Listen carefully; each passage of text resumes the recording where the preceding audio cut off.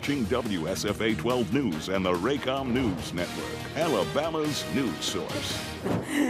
Under a new Alabama law, more people are able to regain their right to vote, but many of them don't even know where to start. And that's why Legal Services Alabama and the American Civil Liberties Union of Alabama are coming together to host a voting rights restoration training. And we're going to tell you more about that now with the Executive Director from LSA, Artur Davis, here with us, and Communication and Development Associate for ACLU of Alabama, Rebecca Sung Bickley. Thank you so much for being here. Thank you. Good to see you. Tanya, good to see you. Both. Talk to us about where these people are and where they've been in their lives. Who are you trying to help? Well, someone last week, Tanya, said, why is Legal Services getting involved in restoring people's rights to vote? Don't you guys sort of help low-income people? Right. The reality is, in the state of Alabama, the people who've been disfranchised because they were previously told they committed a crime of moral turpitude, well, in Alabama, 85% of those people are poor people or close to poor people. Mind you, frankly, the crimes the rich people commit were never included in the statute. So we think this is a part of our core mission. You know, we like to say at Legal Services, we don't just want to help, quote unquote, poor people. We want to empower poor people. We want to protect and restore the dignity of poor people, and we want poor people to be full-fledged American citizens. Well, guess what? If you don't have the right to vote, you're not a full-fledged American citizen. So that's why we're involved. Okay, so how'd you guys come together? Well, I guess Legal Services Alabama just reached out to ACLU of Alabama and asked us to get involved. We've been kind of a conduit within the voting rights restoration process for a while now, so I think it made sense. And how much have you been able to make headway with this, with your organization? In what sense do you mean? In what sense are people having their rights restored? Well, I know that for us historically, we've kind of, again, been a conduit. We've just kind of received the applications, send them on to the Board of Pardons and Paroles. I know that I think there's been some confusion around the process, so the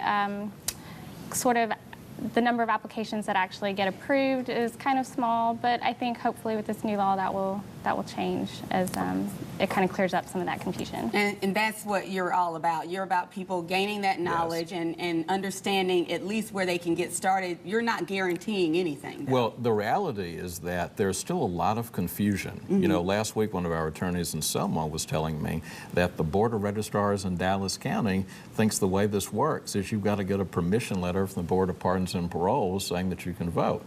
Well, that's true for some folks, but if you were previously disfranchised, and we're listening to this today, if you were previously disfranchised, kept from voting because you had a crime of moral turpitude, there's a new official list that's been published. First thing to do is look at that list. If your offense is no longer on it, you don't need permission from anybody. You walk in and register to vote. Now, the boards of registrars have to understand that. Secretary of State's office understands it, Board of Pardons and Paroles understands it, but you've also got to understand that yourself as an individual. Now, there's another group of people who do need to go to boards of pardons and paroles to get what's called a certificate of eligibility to register to vote. Those are the people we'll really be working with, because they're the people who need to fill out forms, who need to make sure that they don't have any outstanding fines and no pending charges. Well, how sure are you that the people that they go to for this help understand? You're saying that there are some people who don't even understand the rules and regulations who are carrying these things out. That's why information is so important. Candidly, that's why we're here today. It's why we'll be doing other media in this community. Anyone who's interested in getting involved in this process directly, this Saturday, 1 p.m. at historic Browns Chapel, where it's the staging ground for the march 52 years ago, we're doing a training session. Lawyer, non-lawyer, volunteer, grassroots person. If you're interested in helping people restore their rights to vote, if you're interested in knowing the process for people restoring their rights to vote, come out this Saturday, 1 o'clock at Browns Chapel. I think your long-range forecast is pretty good. It's going to be better weather than we had the last few weeks. And then after that, be hot. That's it. We'll take hot. Okay.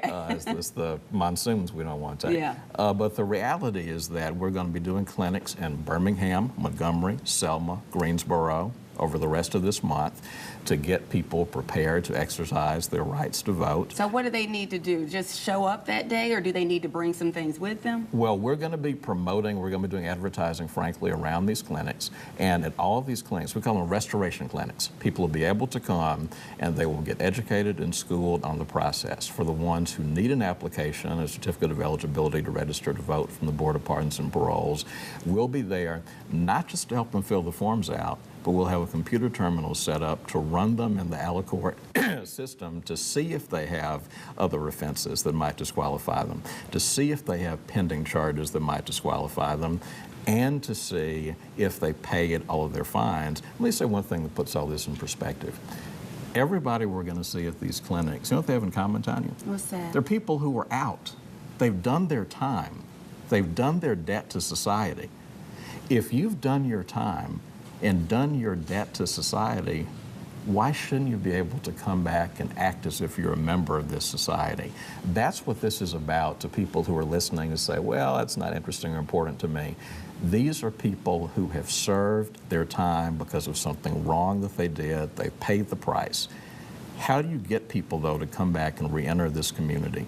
Treat them with dignity and treat them with respect. And restore their voting rights. So that's what this is about. And you can come out this Saturday at Historic Brown Chapel AME Church. Again, as Mr. Davis mentioned, that is the staging ground where a lot of what happened with the civil rights movement and the marches, it was right there at that church. You can almost feel it there in the church when you go back there. So 1 o'clock this Saturday, July 8th, and they'll be there for a couple of hours until they kick us out. Until they kick them out. So show up if you want to know more about this, how you can help or how you can be helped with this information. Thank you so much for being here and for all you do. Thank you for being here.